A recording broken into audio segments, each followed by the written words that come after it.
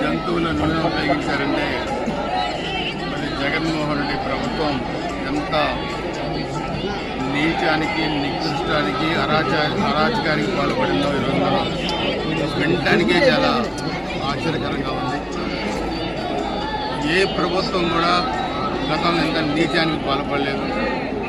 ఒక దేవాలయాన్ని ఈరోజు అపవిత్రం చేసే కార్యక్రమాన్ని తెలిసే చేశారు వీళ్ళు. ఇంకా జగన్మోహన్ రెడ్డి గగ్గోలు పెడుతున్నాడు. ఇది పతనానికి పరాకాష్ట.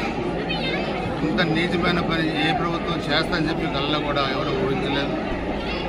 ఈరోజు ప్రపంచవ్యాప్తంగా ఉన్న వందల కోట్ల మంది భక్తులు ఈరోజు వినటానికి చాలా నివ్వెరపోయే పరిస్థితి జరిగిందంటే ఇంకా అందుకనే వెంకటేశ్వర స్వామి చూస్తే 151 నుంచి 11 చేసుకొచ్చాడు.